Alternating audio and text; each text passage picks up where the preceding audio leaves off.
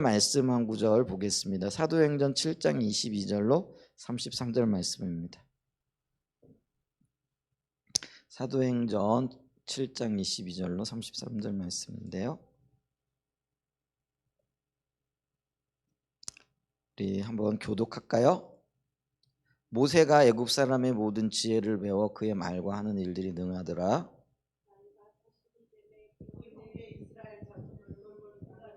한 사람이 원통한 일 당함을 보고 보호하여 압제받는 자를 위하여 원수를 갚아 애굽 사람을 쳐 죽이니라.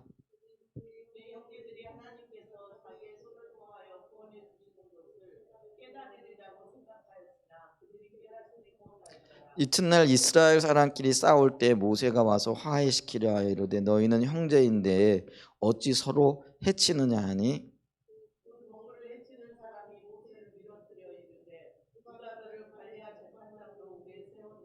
내가 어제는 애굽 사람을 죽인 것 같이 또 나를 죽이려느냐 하니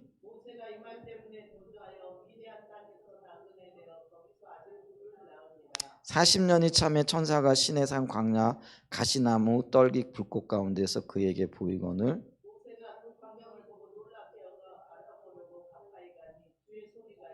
나는 내 조상의 하나님 즉 아브라함과 이삭과 야곱의 하나님이라 하신데 모세가 무서워 감히 바라보지 못하더라.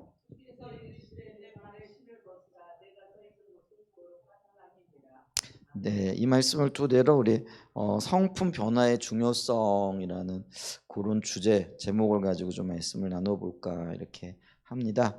우리가 원래 주일날 저녁에는 이제 영적인 전투의 새 영역에서 살펴봤잖아요.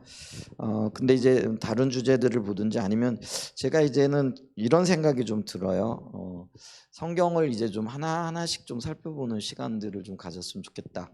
제가 이제 물론 이제 저녁 시간까지 그렇게 할까는 잘 모르겠는데 가만 보니까 제가 이제 뭐 나이가 꽤 이렇게 들어가잖아요. 그러면서 은퇴할 때가 뭐 얼마 남지 않았는데 벌써 은퇴할 때 생각하냐 그러는데 근데 그때가 돼가잖아요. 이제 그러면서 목회자의 소망이라면은 성경에 대해서 이렇게 좀 장별로 책별로 좀 하나씩 다 살펴볼 수 있으면 좋겠다. 물론 새벽 시간에 창세기부터 쭉 읽어가고 있는데 근데 새벽 시간에 뭐 설교할 수 있는 시간이 한 20분 정도 또 20분 안에 설교를 마치려고 하기도 하고 또 뭐 자세히 살펴볼 수도 있는 그런 여건도 아니기 때문에 잘 이렇게 못 살펴보잖아요.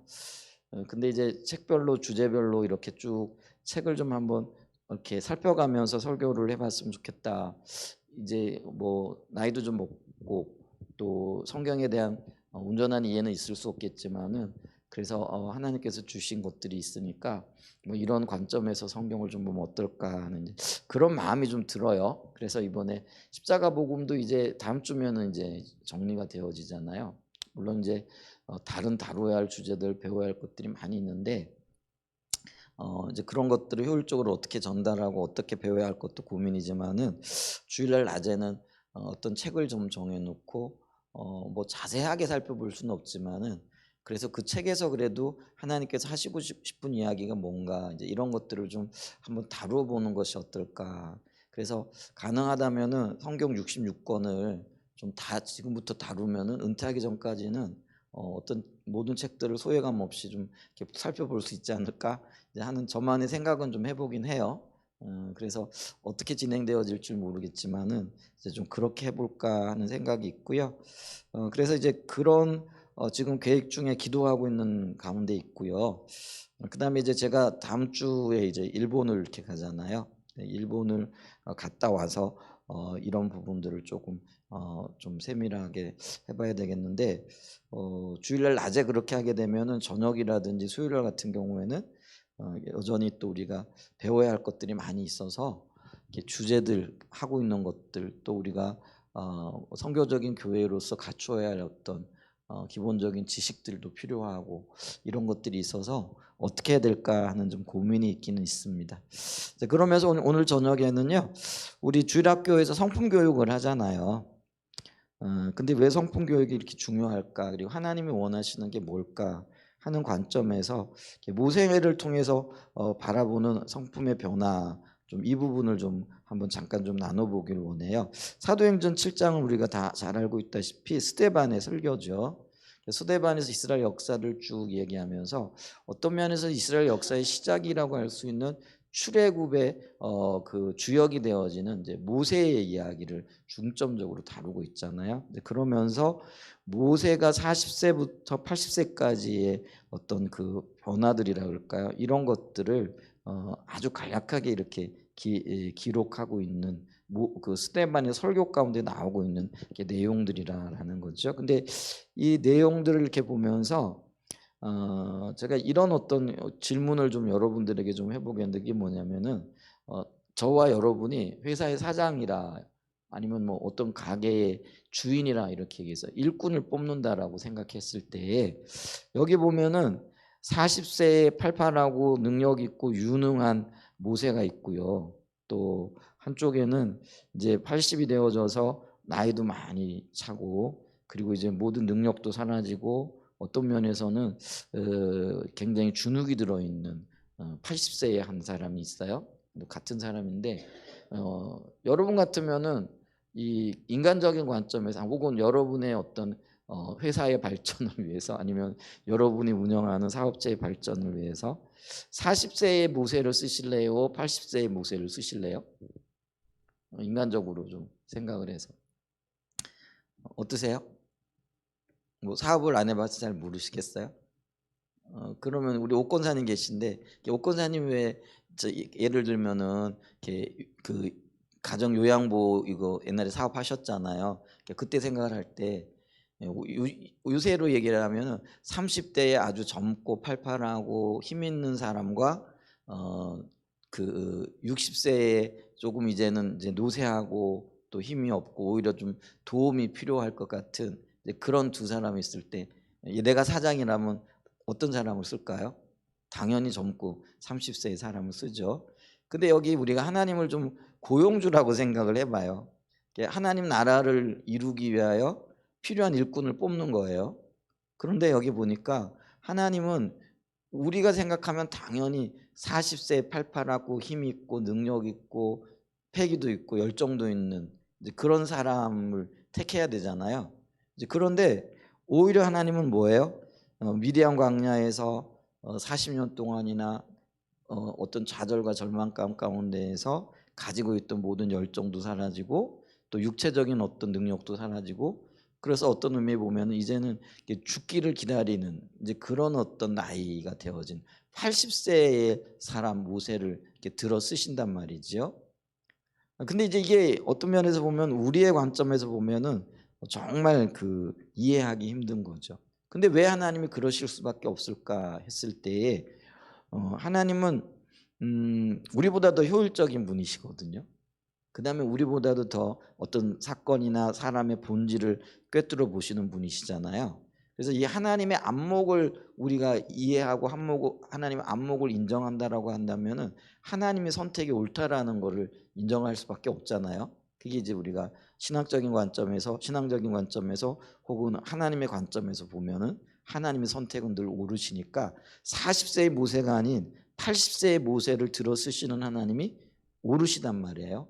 그러면은 오르실 수밖에 없는 이유가 뭔가 얘기했을 때 여기에 한 포인트가 되어지는 게 뭐냐면은요, 모세의 성품의 변화가 있었다라는 거죠.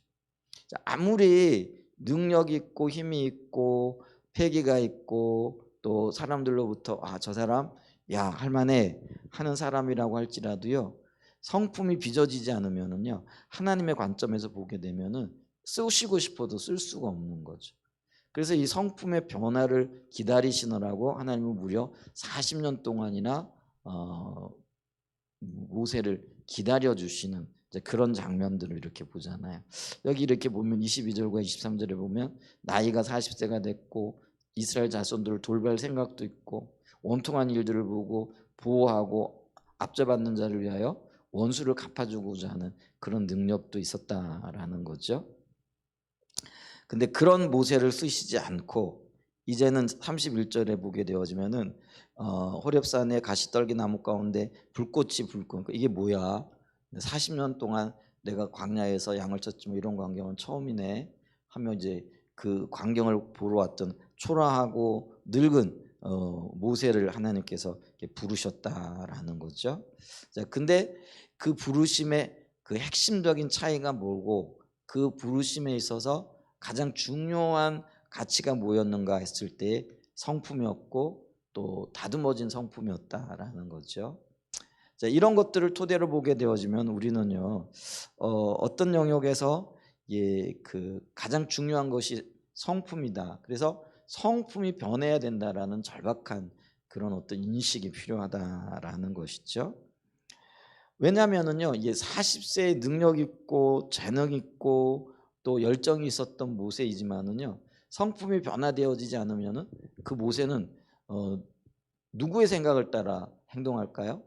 자기의 계획과 자기의 생각과 자기의 능력을 보고 행동할 수밖에 없겠죠. 근데 반면에 80세의 모세는요, 할 수 있는 힘도 없고 능력이 없어요.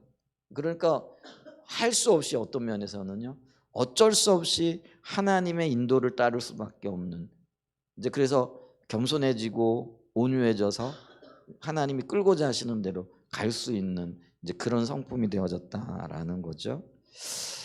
그래서 우리는 이것을 보면서요, 사람은 누구나 변해야 되는데 긍정적인 변화가 있어야 되고 더욱이나 성품의 변화가 있어야만이, 그리고 다른 말로 얘기하면은요, 성숙하고 자라나야 한다라는 필요성을 보게 되어진다라는 거죠. 그래서 우리 주님께서도 교회에 여러 가지 직분과 직임들을 주시고 우리로 하여금 직분과 직임을 감당하는 가운데 우리가 그리스도의 성품을 닮아가기를 원하시는 거죠. 우리가 지금 그 에베소서 4장에 보면은 교회의 사중직 그래가지고 혹은 오중직이라고 얘기하잖아요. 뭐 선지자니 또 복음 전하는 자니 목사니 가르치는 자니 뭐 이런 그 교사니 뭐 이런 직분들이 있잖아요. 근데 이 직분들은 우리가 분명히 감당해야 돼. 그게 하나의 직분이기도 하지만은요, 하나님 의도하신 건 뭐냐면 우리가 이 직분들을 감당하면서 영적인 성장과 성숙을 이루어 나가야 된다라는 거죠. 왜냐하면 이 영적인 성장과 성숙이 없으면은요, 아까도 말씀드렸지만은 아무리 개인적인 능력이 뛰어나고 열정이 있고 또 비전의 사람이라고 할지라도 쓸 수가 없는 것을 이렇게 보죠. 그래서 성경을 보면은요, 모든 사람들이 이 과정을 거쳐요. 예를 들면은 젊었던 요셉이죠. 물론 뭐 요셉이 총리가 되었을 때도 젊기는 하지만은요. 근데 이 요셉이 아버지의 사랑을 받으면서 또 꿈꾸는 자로서 아주 뭐죠? 어떤 면에서는요, 이렇게 자기 어떤 세계 가운데에서 철저하죠. 뭐 해볼 만하면 할 것 같은. 그래서 뭐든지 시키면은 할 수 있는 어떤 그런 어떤 힘이 있죠. 근데 하나님께서는 그것 가지고는 안 된다 이렇게 보신 거죠. 그래가지고 그를 애굽으로 팔려가게 하시고 그곳에서 적어도 13년 이상을 혹독한 어떤 연단과 훈련을 시키시잖아요. 근데 그렇게 연단과 훈련을 시키는 건 뭐냐면은요, 다듬어져야 할 필요가 있고 성장해야 할 필요가 있고 성숙해야 할 필요가 있다라는 거죠. 이제 그런 어떤 필요성이 있기 때문에 우리는 이 무엇보다도 이 성품이 변해야 된다라는 절박한 인식을 가지고 있어야 된다라는 것이죠. 그래서 우리가요, 이 감리교의 창시자라고 얘기하는 잔 웨슬레, 그러니까 요한 웨슬레죠. 이 요한 웨슬레는요, 이 극적인 영적인 체험이 두 가지가 있는데요. 하나는 뭐냐면은 원래 이 요한 웨슬레가 모태신앙인이죠. 뭐 그때는 영국이 전부 다 뭐 기독교 국가였으니까 다 그리스도인인데 그 엄마가 수산나잖아요. 근데 그 수산나가 아주 그 뭐죠? 믿음의 사람이었죠. 그래서 자녀들 18명을 낳았다는데 그 18명의 자녀들을 전부 다 이렇게 믿음의 자녀로 이렇게 잘 길러냈던 사람인 것을 이렇게 보죠. 그래서 어렸을 때부터 이 요한 웨슬레도요, 아주 신앙 교육을 잘 받고요. 그다음에 이 영국의 수재들이 모인다는 옥스퍼드 대학에서요, 하나님을 찾는 것, 또 뭐라 그럴까요? 기도하는 것, 사랑하는 것, 이런 것들이 있었기 때문에 그래서 굉장히 규칙적으로 모여서 공부하고 기도하고 하는 그런 시간들을 이렇게 가졌어요. 그리고 나중에 이제 목사 안수를 받고 난 다음에 미국으로 그 선교사로 파송을 받잖아요. 근데 이제 선교사로 파송을 받다가 뭐 어려움을 겪고 이렇게 돌아오죠. 이렇게 돌아오는 그때에 타고 있던 배에서 풍랑을 만나게 되잖아요. 근데 이 풍랑 때문에 배가 이렇게 흔들리고 또 가라앉을 것 같은 위협 이런 것들을 느끼면서 굉장히 두려워하는 거예요. 죽음에 대한 두려움이 모습했겠죠. 그런데 어느 한쪽에서 찬양을 하며 그 풍랑 속에서도 전혀 요동치 않은 한 무리들을 이렇게 발견하게 되어지는 거죠. 그들이 누구였느냐면 모라비안 교도들이었다라는 거죠. 그러니까 그 모라비안 교도는 그 경건주의자들이라 이렇게 얘기를 할 수 있었고요. 공동체 생활을 하고 있는 사람들이었다라는 거죠. 근데 이제 그 사람들을 발견하고 그가 굉장히 의아하게 생각을 하죠. 나는 목사인데도 선교사로 수년간을 일하고 돌아오고 있는데 이 풍랑을 만났을 때 죽음에 대한 공포와 두려움이 있는데 도대체 저 사람들은 어떻게 이 풍랑 속에서도 평안을 유지하고 하나님을 찬양하고 예배할 수 있는가? 이제 이런 어떤 의아심을 가지게 되는 거죠. 어쨌거나 근데 이 풍랑이 먹고 이제 영국으로 돌아와 런던에서 어느 날 그런 의문을 가지고 그가 고백하고 썼던 일기 속에 뭐냐면은요. 내가 분명히 한 가지 안 게 있는데 나는 아직 구원받지 못했다는 거다. 이런 고백을 해요. 자, 우리가 생각을 하게 되어지면은 목사 안수까지 받고 선교사까지 갔다 왔으면은 당연히 구원받은 사람이잖아요. 근데 그는 그 개인적인 경험을 통해서 내가 아직 구원받지 못했다. 내가 구원받은 하나님의 자녀였다라면은 이 풍랑 속에서 평안을 누려야 되고 하나님 만나는 것에 대한 기쁨과 기대감이 있어야 되는데 오직 공포만 남아 있더라는 거죠.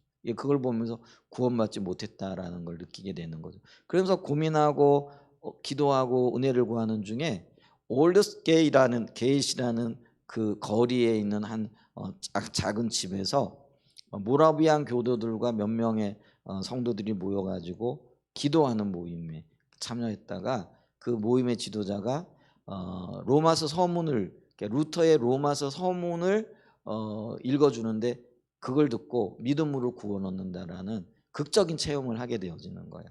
그것을 우리가 올더스게이트 사건이라 이렇게 얘기를 하거든요. 이제 그걸 이제 구원받은 사건이다. 그래서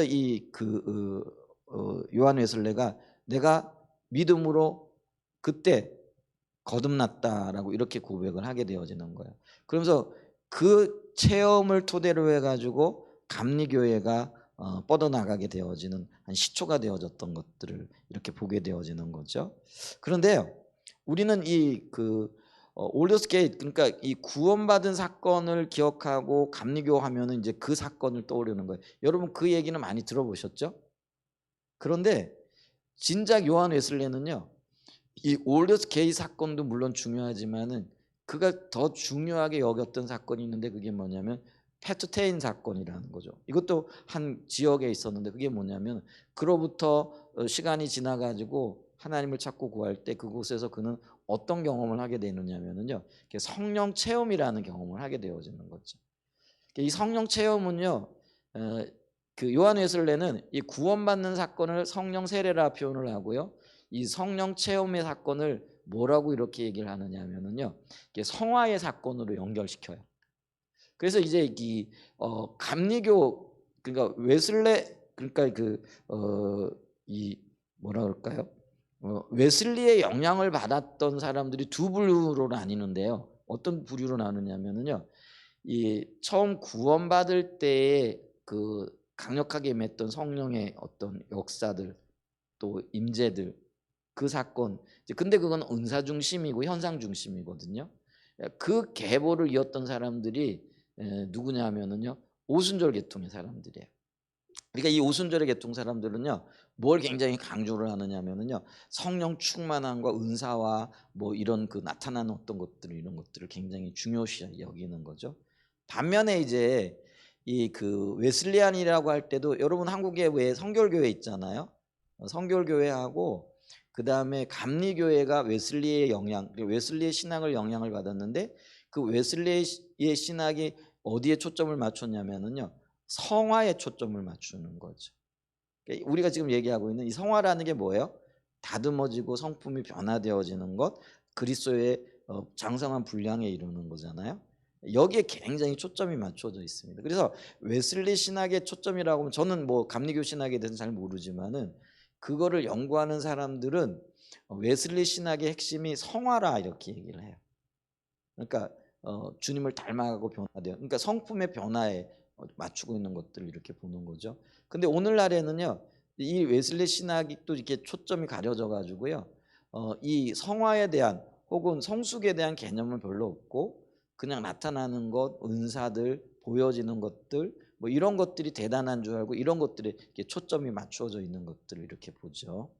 근데 이게 어떤 면에서 보면은요, 웨슬리의 의도도 아니었고 성경의 의도도 그게 아니에요. 여러분 구원받는 거는 순간이지만은요, 다듬어지고 빚어지고 주님의 성품을 닮아가는 건요, 평생에 있어야 할 일들이에요. 그럼 어쩌면은요, 우리가 구원받는 것도 힘겨운 일이지만은 주님 닮아가는 것은 훨씬 더 힘들고 어려운 일일 수도 있다라는 거죠. 그리고 그만큼 더 많은 시간이 그리고 영적인 에너지가 필요하고 또 열정이 필요한 영역이 바로 이 주님을 닮아가는 영역에 있더라라는 것이죠. 자, 그래서 보세요. 어떤 면에서 보면은요, 하나님께서 이 모세의 성품을 빚으시고 다듬으시기 위해서 연단의 장소로 보내는데 그게 미대한 광야잖아요. 그래서 우리가 두 번째로 생각해 볼 수 있는 게 이게 뭐냐면 성품의 변화, 성숙을 위해서, 성화를 위해서는요, 연단을 통한 훈련을 받아야만이 그게 가능하다라는 거죠. 그래서 사실은요, 하나님께서 요셉이 미워가지고 그 수치의 땅으로 내려보내시고 어떤 면에서는 뭐 오도 가도 꼼짝도 할 수 없는 그 노예의 자리 혹은 죄수의 자리로 내모신 게 아니라는 거예요. 하나님의 목적은 뭐예요? 뭐 요셉이 미워서도 아니고요. 하고 성경에 나오는 많은 사람들의 어떤 그 연단과 훈련의 과정들을 보게 될 때 하나님께서 우리식으로 얘기하면 어떤 억하 심정이 있어가지고 너 좀 이놈 한번 당해봐라. 너 믿음도 없지. 혹은 너 뭐 이러면서 어떤 그 억하 심정이 있어가지고 벌 주시는 게 아니라는 거예요. 우리는 이제 그렇게 생각하기 쉽잖아요. 예를 들면 우리가 인생을 살아가다가 여러 가지 고난과 어려운 연단의 시간들을 거치게 되어지는데 그 연단의 시간들을 보면서 내가 뭘 잘못했나? 하나님이 왜 나를 이렇게 힘겹게 하시는 거지? 하나님 나를 사랑하시지 않는가 보다? 이런 생각을 하기 쉽잖아요. 근데 여러분 하나님의 본심이 그게 아니라는 거예요. 하나님의 본심은 뭐예요? 저와 여러분을 사랑하시는 거죠. 그러니까 그럼 사랑하시는 하나님이 우리를 훈련의 자리로 모으시는 이유가 뭐냐라는 거예요. 연단의 자리로 내보는 게 이유가 뭐냐. 광야 같은 이 광야에는요, 어떤 면에서는요, 혼자만 살아갈 수 있는 혼자 어떤 면에서는요, 해치고 나가야 할 이제 그런 어떤 곳이잖아요. 그래서 우리가 도시에 살면서도요, 우리가 오늘날을 살아가면서도요, 이 땅에 이렇게 살아가면서도요, 광야와 같은 시간과 광야와 같은 곳에 내팽겨쳐져 있다라고 여겨질 때가 수없이 많잖아요. 근데 이제 그럴 때 우리가 늘 기억해야 될 게 있는 게 뭐라고요? 하나님의 목적이 뭘까? 이게 성품의 변화라는 거예요. 왜냐하면 아까 40세의 모세는요, 하나님을 쓰시고 싶어도 쓰실 수가 없는 거예요. 왜냐하면 하나님이 능력을 주시잖아요. 그러면은 모세는 그 40세의 모세는요, 이게 내 능력인 줄 안다라는 거죠. 그리고 자기의 판단과 자기의 결정을 해나가고 자기 스스로가 행동해 나갈 수밖에 없는 거예요. 그러니까 이 40세의 모세는요, 힘이 없어서도 아니고 능력이 없어서도 아니고요, 하나님 앞에 길들여진 사람으로서 하나님의 뜻을 수행하는 사람으로는 부적격인 거예요. 그렇기 때문에 그는 다듬어져야 되고 성장해야 되고 성숙해야 될 필요성이 있게 되어지는 거죠. 그러니까 하나님이 이 유능하고 잘난 모세를 쓰실 수가 없는 거예요. 오히려 그를 어디로 내보내시는 거죠? 미대한 광야로 내보내실 수밖에 없었다라는 것이죠. 그래서 이 존 웨슬레도요, 내가 구원받은 하나님의 사람이지만 하나님 앞에 쓰임 받기 위해서는 성화의 과정들을 거쳐야 된다는. 근데 이거를 평생의 과업으로 봤다라는 거예요. 한 번 성령 충만 받았다. 그러니까 하나님이 간섭하시고 하나님이 은혜를 베푸셨기 때문에 내가 변화되어진 거예요. 하나님의 능력으로. 그런데 한 번 변화되어졌다고 해가지고요, 다 변화되어진 게 아니라는 거죠. 마치 양파 껍질을 벗기듯이요, 우리가 양파 껍질 하나 벗기게 되어지면 또 다른 껍질 있잖아요. 그걸 벗겨나가듯이 벗겨져 나가는 거죠. 그래서 이 웨슬리는요, 평생 동안을 좀 표현이 그렇지만은요, 성화하고 하나님을 닮아가고 이제 그러려고 하니까 이게요, 어떤 면에서 좀 피곤하죠. 좀 끝이 있었으면 좋겠는데 끝이 없는 길을 가야 된다라는 그런 어떤 아픔이 이렇게 있긴 있죠. 그렇지만은요, 우리가 이 페트레인의 성령 체험 사건을 통해서 이 웨슬레가요, 평생 동안 변해야 된다, 성장해야 된다, 성숙해야 된다라는 중요한 인식을 갖게 되어지고요. 그래서 하나님 앞에 깨어 있는 삶을 살려고 애썼던 거죠. 근데 그런 그의 삶의 자세와 태도 때문에요, 영국이 그의 영향을 받게 되어지고 정치적으로도 그리고 사회적으로도요, 엄청난 유익을 얻게 되어지는 거잖아요. 그래서 우리가 이 웨슬리 때문에 영국은 그 산업혁명을 거치는 기간 동안에 예를 들면 빈부격차, 사회적인 격차, 또 뭐냐면은 귀족과 또 이런 그 새롭게 생성되어지는 시민 계급 간의 갈등을 평화적으로 해결해 나갈 수 있었다라는 거죠. 근데 프랑스에는요, 이 웨슬리 같은 사람이 없었어요. 그래가지고 프랑스에서는 대혁명이 일어나게 되고요. 그것 때문에 어떤 면에서는요, 이렇게 정치도 이렇게 퇴보하게 되어지고 재정 황제로 나폴레옹이 그렇게 해서 등장을 하는 거잖아요. 그러면서 이제 황제 국가로 넘어가게 되어지는 오히려 좀 발전적인 게 아니라 퇴보되어지게 되어지는 이제 그런 현상들이 나타나게 되어지는 거죠. 많은 사회적인 갈등들을 겪게 되어지고 유혈 혁명을 겪게 되어지고 하는 이제 그런 과정들을 겪었다라는 것이죠. 어쨌거나 보세요. 하나님은요,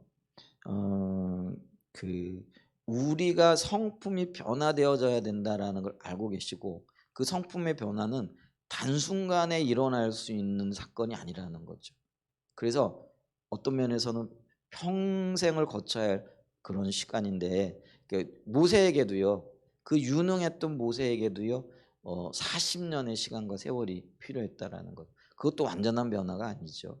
하나님이 쓰실 만한 그 어느 정도의 성까지의 성장과 성숙이 모세에게 있었다라는 것들을 보죠. 근데 이 모세의 성장과 성숙이 미대한 광야에서 이루어졌기 때문에 그가 하나님 앞에 쓰려고 할 때 그가 겸손한 자리까지 가는 거죠. 그래서 나중에 보면은 그 모세가 하나님 앞에서 이 온유함과 겸손함이 온 땅에 있는 사람들보다 크더라, 승하더라라는 거는 가장 낫다라는 그런 표현이 되어지거든요.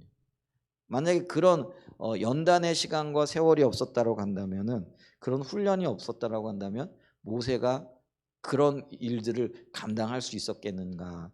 우리가 보죠. 목이 곧은 백성이라고 일컬어지는 이스라엘과 또 이스라엘 백성들을 하나님의 인도를 따라서 인도해 낸다라는 것이 그렇게 만만한 일은 아니었을 거라는 것을 우리가 기억해야 되죠. 자, 그러면서 이 연단과 훈련의, 그러니까 광야 훈련의 제일 목적이 뭐냐? 그게 겸손이라는 거죠. 우리가 겸손, 그게 뭐예요? 이제는 내 힘과 내 능력을 할 수 있다는 걸, 모든 걸 내려놓고요. 그러면서 이제 우리가 고백하는 거예요. 나는 죽은 자예요. 우리 삶에 일어나고 있는 많은 문제들, 그래서 이 문제가 아니고요, 그 문제를 대하는 태도가 문제인 것을 제가 생각하게 되어졌어요. 근데 그 문제를 바라볼 때요, 그게 어떤 일이 되어졌든지 간에 주님을 만난 그리스도인이고 주님 앞에 연단되어졌고 훈련되어진 그리스도인들은 어떤 반응이 나오느냐면요, 나는 죽고 그리스도만, 이렇게 나와야 되는 거예요. 그런데 우리는 여전히 살아있는 거죠. 그러니까 그 어떤 문제들에 대해서 어떻게 반응을 하느냐면은 내 판단 기준을 가지고, 내 생각 기준을 가지고, 나의 행동 기준을 가지고 그거를 재단하는 거죠.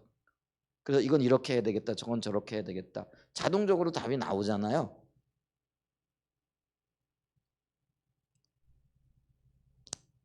그래서 저는 요즘 그걸 자꾸 이렇게 돌아보게 되어져요. 그러니까 우리가 과거에 행했던 일들, 그러면서 과거에 어떤 취했던 행동들이 뭐 그때 당시에는 이게 옳은 것이라고 생각을 하고 했던 것들인데, 이게 돌아보면 그때 내가 죽었더라면은, 내가 그때 이 십자가와 예수 그리스도와 함께 십자가에 못 박혔던 자로서 내가 그곳에 그 자리에 있었더라면은 이 결과가 나왔을까? 혹은 이런 것들이 이렇게 좀 달라지지 않았을까? 하는 생각을 요즘 하게 되어지는 거죠.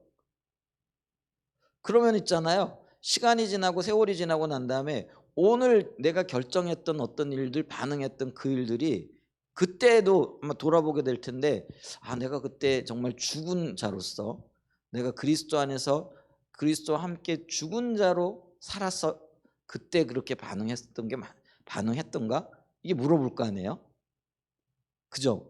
지나고 난 다음에도 그런 생각도 안 해보세요 혹시? 나는 죽은 자인가? 나는 그리스도 안에서 정말 죽은 자인가?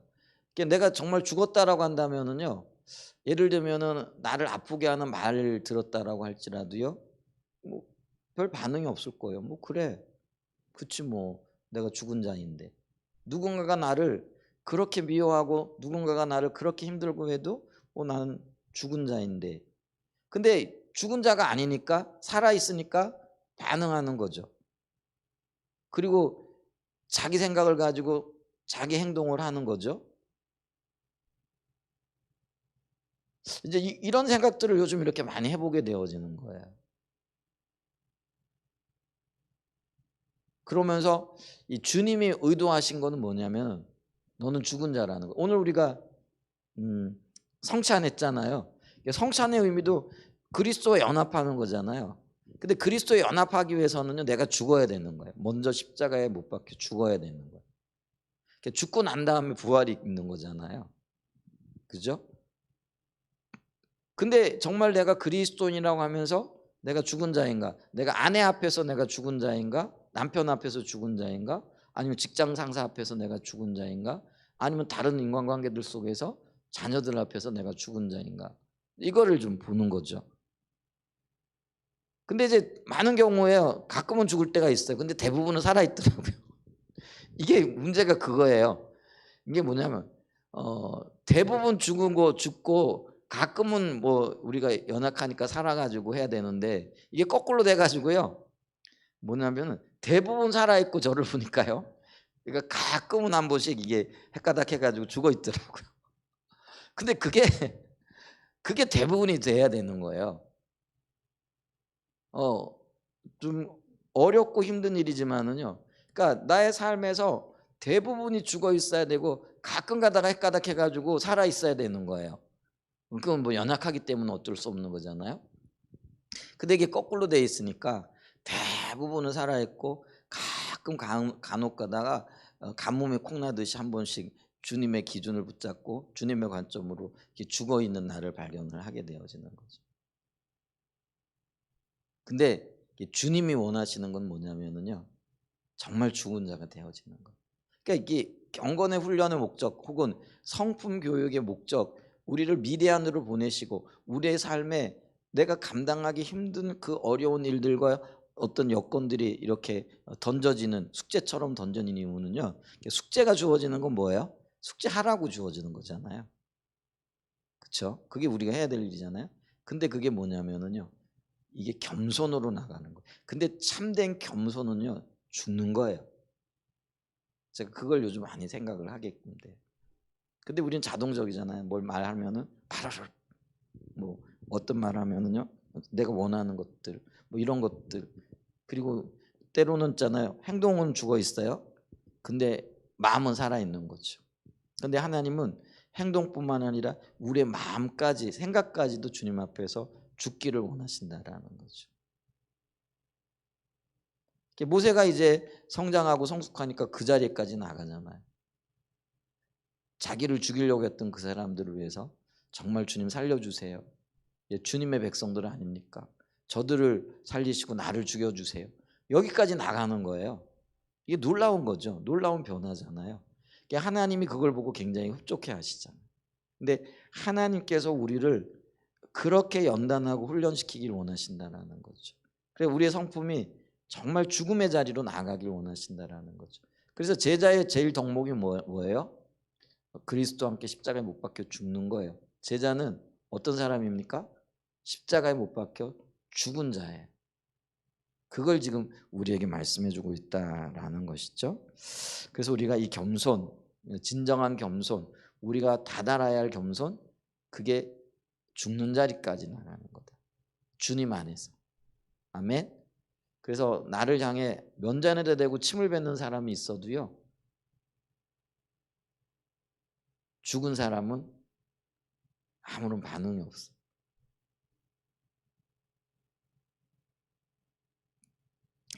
거기까지 하나님께서 우리를 이끄시기를 원하신다는 거죠.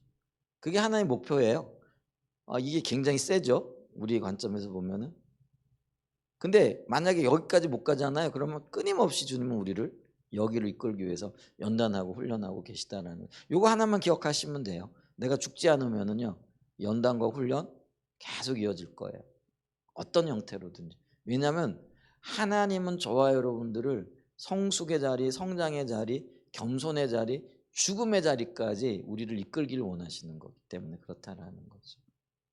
그래서 이 죽음 훈련을 시키기 위한, 그게 이제 어떤 면에서는 모세에게서는 미디안이었고 광야였던 것들을 보죠.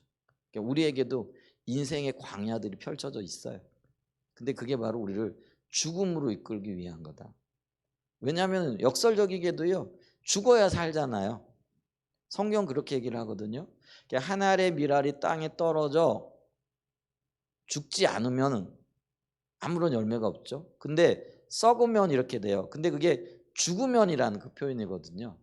죽으면 어떻게 돼요? 많은 열매를 맺느니라. 이게 하나님이 추구하시고 원하시고 바라보시는 세계거든요. 그러니까 저와 여러분들이 주님 안에서 죽기를 원하고 계시다라는 거죠. 그래서 어떤 면에서 성품 훈련은요, 우리가 뭐 아이들 지금 성품 훈련을 시키는데 그것도 보세요. 내가 죽어야만이 그런 열매들이 가능한 것들이라는 거죠. 그럼 우리 아이들을 그렇게 이끌기 위해서는요, 교사들이 죽어야 되고, 제가 죽어야 되고, 여러분들이 죽어야 되고, 우리가 앞서 있는 그런 믿음의 사람들이 죽어야만이 그런 열매들, 그런 성품의 변화들을 일으켜낼 수 있다라는 것이죠. 어떤 면에서는 좀 가야 할 길이 멀지만은 그러나 반드시 가야 할 길이라는 것들을 우리가 기억해야 됩니다. 성품 변화가 주님께서 쓰실 수 있는 사람이 변화된 사람이고, 성품의 변화죠. 이 성품의 변화를 위해서 하나님은 훈련 시키신다라는 거죠. 세 번째는 뭐냐면요, 문제는 뭐냐면 이 성품 훈련에는요 끝이 없다라는 거예요. 우리가 이 모세를 볼 때 온유하고 겸손했잖아요. 하나님 보실 때 뭐 굉장히 합당했던 사람이기도 하잖아요. 그런데 문제는 뭐냐면요, 그 온유하고 그리고 그 풍성했던 것들이 주님 앞에 가기 전까지는 늘 불완전하다라는 거예요. 그래서 모세도요 이렇게 온전하고 또 이렇게 하나님의 마음을 가지고 중보기도 하고 그 백성들을 이끌었는데, 어느 한순간에 그 훈련 받았던 걸 한꺼번에 쏟아버리는 일이 있잖아요. 그게 뭐예요? 그 백성들이 원망하고 물 내라 뭐라고 그럴 때 하나님께서 물을 이렇게 내라 이렇게 얘기하죠. 그 반석을 명하여 내라 이렇게 얘기를 했는데요, 모세가 가만히 생각해야 되면 이때 그런 것 같아요. 그러니까 잘 죽어 있다가 그냥 헷가닥 해가지고, 표현이 좀 그래요. 이게 강단용은 아닌데 한번 실수한 것 같아요. 근데 있잖아요, 하나님께서는요 이 죽은 사람에게는요 이걸 용납하지 않으시는 거죠. 한 번은 기자는 헷가닥 했는데 하나님은 그걸 트집 잡아 가지고요, 너 가나안 땅에 못 들어가, 이렇게 하시는 거죠. 그걸 보면서요 우리는 뭘 느끼느냐면요, 야 이게 훈련에는 끝이 있는 게 아니구나. 한번 졸업이 있는 게 아니구나. 한번 예를 들면 모세가 여러 번 하나님 앞에 순종하고 어려움들을 극복해내요. 그러면은 다 됐는가 보다, 이게 온전해졌는가 보다. 아니요, 우리는 온전해질 수가 없고 온전하지 못해요. 늘 실수할 수 있는 그런 어떤 가능성이 있고요. 그리고 또 이 실수할 가능성이 있기 때문에 끊임없이 훈련을 받아야 된다라는 이제 그런 어떤 교훈을 가지게 되어지는 거죠. 여러분 있잖아요. 평생 싸웠던 그 사람과의 어떤 신뢰에도요. 한 번에 예를 들면 혈기를 낸다든지 한 번 말 잘못해가지고 와르르 무너지는 거 그런 경험 해보신 적 있으세요? 그러니까 있잖아요. 우리가 이렇게 하려면은요. 끝까지 참고 끝까지 죽은 상태로 있어야 돼. 근데 가끔 죽었다 살았다 죽었다 살았다 하잖아요. 그러면 그간에 죽었던 모든 것들이요. 그게 다 허물어져 버리는 거예요. 제가 그런 안타까움을 많이 보고요. 저도 그렇거든요. 집에서 굉장히 뭐 이렇게 뭐죠?